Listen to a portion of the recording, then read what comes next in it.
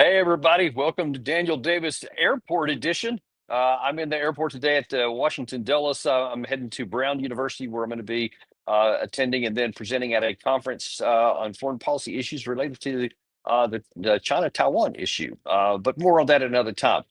I didn't want to leave another day here because there's some things that have been going on today that I think need to be discussed. And that is kind of a he said, she said issue regarding this ceasefire with the Houthis in the Red Sea. Now, this is kind of important because we're trying to figure out exactly what has actually been agreed to, because what we have each of the sides saying are rather incongruent, I think, is we can charitably say. First of all, for if you may have missed it yesterday, here's what President Trump said when he announced this ceasefire. We had some very good news last night. The Houthis have announced that they are not, or they've announced to us at least, that they don't want to fight anymore. They just don't want to fight. And we will honor that. And we will stop the bombings. And they have capitulated. But more importantly, we will take their word. They say they will not be blowing up ships anymore. And that's what the purpose of what we were doing. So that's just news. We just found out about that.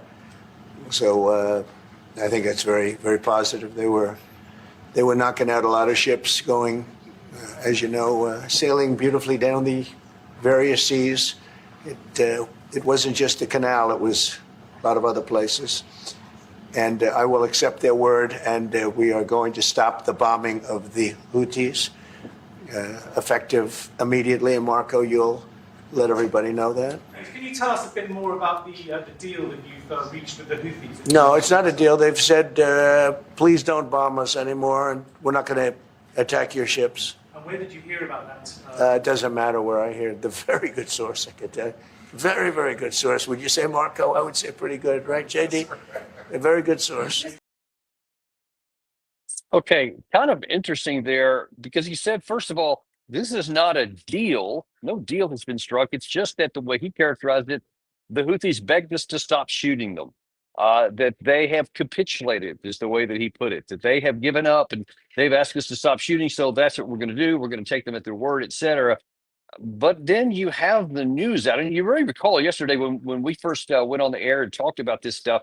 At that time, there had been no statements made by the Houthi side about what they did or didn't agree to. Well, there now has been, and as you can see on the screen right there, they're actually talking about that they don't hadn't agreed to that. They said, in fact, it's the U.S. that has backed down. That apparently the only thing that's been agreed to is that if we don't shoot the Houthis, they won't shoot us. But apparently, according to some of their statements out today, they are still going to shoot any kind of shipping in the Red Sea that has a destination of Israel. They will continue to attack Israel. In fact, they doubled down on some of their vows of retaliation because you may recall, I think it was the day before or maybe 2 days before, the Houthis launched a single ballistic missile at the Ben Gurion airport in Israel, which kind of hit an open field. It actually didn't hit anything and just kind of slightly wounded 4 people. Because no damage to anything other than a few cars that were standing nearby. And in retaliation, the Israeli side unleashed just a withering, devastating blow on a port facility as well as the airport in Sana'a, and just causing profound damage. And ironically or perversely, a lot of it had to do with the not just the military infrastructure of the Yemenis militaries, the Houthis, but also the civilian energy. Civilian airplanes just devastated the whole area there. I think there's a case to be made that that's out of proportion to what had happened. And listen, it's one thing if somebody militarily attacks you to go back and attack their military. That's fully within the justification of anybody in the United Nations. But if you then go after civilian infrastructure, especially in a situation like what's in Yemen right now, where, as you may know, they're still in the midst of a civil war, that just harms the civilian population. And that's not anything that's useful in terms of military. In fact, if anything, it's going to make more people follow the Yemen side against Israel. More on that at a different time. Let's look again, though, at what the United States is saying today. After that information has come out about what the Houthis are claiming anyway, we had the State Department spokeswoman, Tammy Bruce, who was asked the question about, well, where are we on this and why did it actually happen? Here's what she had to say. We said we are going to continue to bomb them until they stop the actions that they've been taking. And from the president, we've learned that they have vowed to do that. And that is what the secretary noted also, is that this has been about freedom of navigation. It appears in their statement that that is what they've agreed to. But we've also noted in other instances that we will take people and regimes not at their word. We will watch their actions.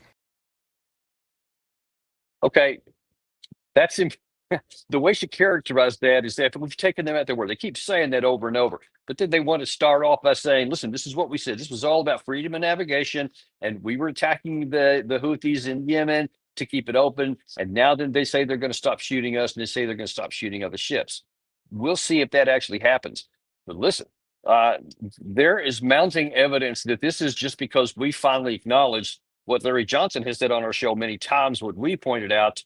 This was an unsustainable and militarily unattainable objective that we set for ourselves. If we were going to open up the Red Sea shipping, and we'll just keep pounding them until they finally submit. And of course, we're characterizing it now that that's exactly what happened, that they have submitted, that they've stopped attacking the ships. We'll see.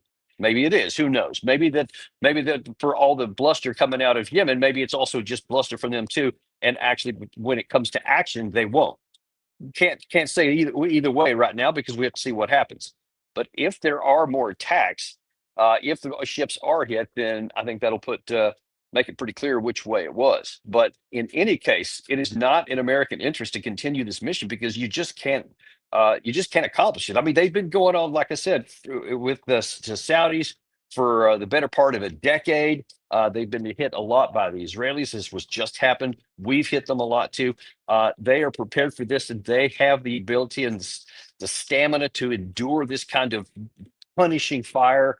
And I don't see any realistic expectation that they're going to capitulate here now because it got hard. I mean, it's been hard before, so it would seem very out of character for them. But again, we'll reserve final judgment to see if the attacks actually stopped. Today, President Trump went on and kind of reiterated some of the things he had said yesterday and then added some more. As you know, we had a very good outcome with the Houthis, and we honor their word. I mean, they made a commitment, and we dealt with other countries that were close to them and their surrogates, and we honor all of their words. And we'll see what happens, but I think, I believe that hopefully that's over with. And they'll leave the ships alone, just leave those ships alone. But so we do. We take their word for it. It was, we hit them very hard. They had a great capacity to withstand punishment. They took tremendous punishment. And, you could say there's a lot of bravery there. That it was amazing what they took. But we honor their commitment and their word. They gave us their word that they wouldn't be shooting ships anymore, and we honor that. And of course, you may have heard also that the Israelis were none too happy about all this. In fact, they released some statements out when they were asked about this shortly after it was announced yesterday. And they said, I don't know, never knew anything about it. We didn't hear anything. So apparently this was not wired very tight with our allies. Again, it's something that is in the interest and benefit of the United States to stop this operation. It's not going to work. It hasn't worked before. It won't work in the future. And it has come at a profound cost. We've already told you in the past that the price tag as of about 10 days ago was about $3 billion. Since that time, we have lost a third F-18 off the deck of the USS, one of the aircraft carriers. I can't recall which one it is right off the top of my head. But that's the third one. We've had one shot down with friendly fire. We had another that rolled off when apparently the ship was taking evasive maneuvers. And I haven't been able to find out the details of this one right now, other than it was reported that there has been a third F-18. That is horrible. That is shameful. You have to ask what in the world is going on here. The cost to the U.S. in this operation has been out of all proportion for anything that even potentially, allegedly, could be gained. Now, especially if they don't end up stopping these attacks, then we're going to look pretty bad. We're going to look pretty feckless that we, quote, took their word for it or so, and then the attacks keep happening. And whether they're going to do the shipping or not remains to be seen. But the Houthis were emphatic and adamant this morning that they are going to continue to attack Israel. They said because of what happened to their port facilities and their airports, They said that Israel better stay in their bunkers because hell's going to be unleashed on them, etc. And again, maybe this is just bluster on their part. That's certainly they've been known for that, to make a lot of bold and braggadocious statements that later turn out to not be true. So we'll have to wait and see how that's going to turn out too. But right now, it's still a very tense situation. And of course, all this is in light of what else is going on in the region, with the potential war against Iran, with the strikes against Iran, and with the not potential but declared extension of a potential war back into the Gaza Strip. And actually, before I get into there's also some information out today in terms of what all this means from Senator Lindsey Graham. Gary, if you could come on and read that. I can't see the text is not big enough here. If you could read that, that'd be great. Danny. Well, good brother Lindsey is banging the drum he loves to bang all the time. Here he goes in his tweet from earlier today. He goes, "Peace through strength does work. As to the Houthis continuing to attack Israel, they do so at Iran's own peril. Without Iran, the Houthis do not possess the capability to attack America, international shipping, or Israel. To my friends in Israel, do what you have to do to protect your airspace and your people. It is long past time to consider hitting Iran hard. It wouldn't take much to put Iran out of the oil business." Yeah, and that's his favorite target. There's a lot of them that are in that group. They want to just do whatever they can to create war with Iran. And as we keep saying every time, and we'll say every time anybody makes these callous, foolish, and just frankly stupid statements, they don't have any concept of what comes next. They don't. Lindsey Graham doesn't have any idea what happens if you go to war with Iran. He just thinks it'll be easy. Like, yeah, you just throw the missiles like you did at the Houthis, and they can't do anything about it, and that's just the end of the game. And finally, they'll be out of the oil business. Yay, success. Iran isn't the Houthis. The Houthis are a distant proxy of theirs, and they help them out when it benefits them or so. But they also have their own independent foreign policy, which is why they're doing what they're doing in the Red Sea right now. But that is nothing compared to what may happen if we go into Iran, especially if Israel goes and then they have to have our help to get there. That would certainly be the opposite of anything positive for the United States. That is not our war, not a war we should ever fight. There is no vital national security interest at stake that our normal defense posture can't handle.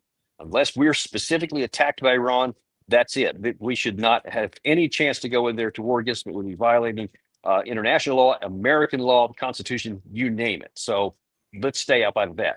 But there's one other issue that we need to be talking about today, a little bit about, and that's what's going on in the Gaza Strip. So we had Benjamin Netanyahu, I think we pointed out earlier today, I think it was one of our earlier shows, we showed where he said that they are now going to go back into the Strip and they're going to conquer all of Gaza and stay there.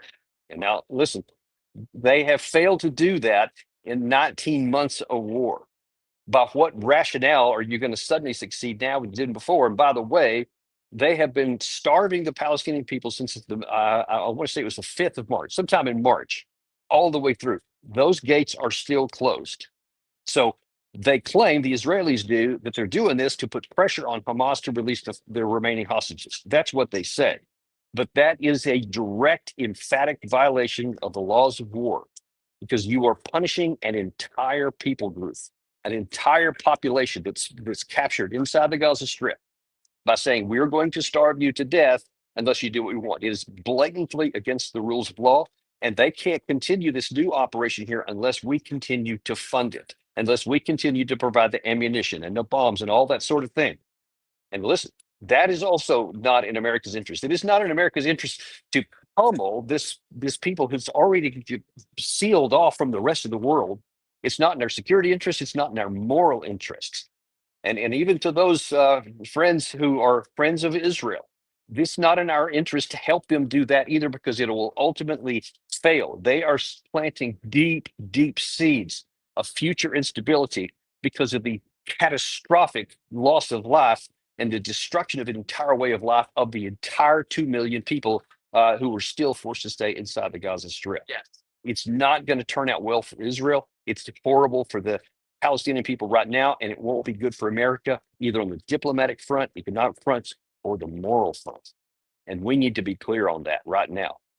And this is we have to be taken. If we actually have an America First foreign policy, it's time to start showing it, because this isn't it. The United States Armed Forces are not supposed to be the proxy forces for any other country, even if the country is friendly as Israel. That's not what we're for. There is a way to end that war. There are some diplomatic off ramps that the Israelis could take. They don't want to. They want a military victory. They're not going to get one, and we shouldn't continue to underwrite an unsuccessful policy. That's the truth of it. And again, deference to those who are friends of Israel. I have a lot of friends that are Israel. I am a friend of the people of Israel too, but I'm also a friend of the Palestinian people. And right now, they are being pummeled mercilessly and just immorally as well. Just that's all the time we got here. I got to get on my plane here in a second, but I've been promising you that we have a big show coming up for you. Now I'm going to tell you what that is. That is Roger Waters of Pink Floyd is going to be on the Daniel Davis Deep Dive tomorrow at 11 a.m. And listen, let me just tell you, this is Roger Waters unedited. He is unmuzzled, and he is going to say whatever he's going to say. He's a very controversial figure. He has some very strong passions about things that he believes in, and we're going to give him a chance to say it on the show tomorrow. And we actually have a bit of a sneak preview for you here. Gary, go ahead and roll that excerpt. You are Donald Trump. You are Joe Biden. You are Benjamin Netanyahu. You are responsible for the killing of them. You are the ones dropping 2,000-pound bombs on them all day and night, and then pretending to have a ceasefire for 5 minutes, and then breaking the ceasefire and starting. You are the ones committing genocide, and you are getting away with it because not quite enough of we, the people, are standing up on the barricades and going, no more.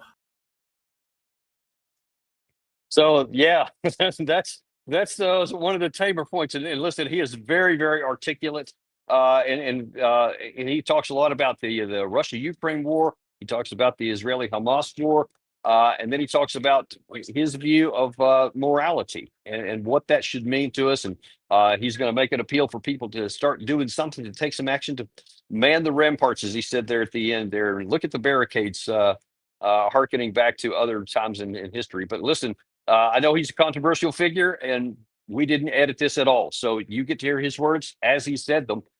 Strongly recommend that you watch that, share it with your friends, because a lot of people are going to be real interested in this one. Roger Waters, The Dark Side of the Wars, tomorrow at 11 a.m. on Daniel Davis Deep Dive.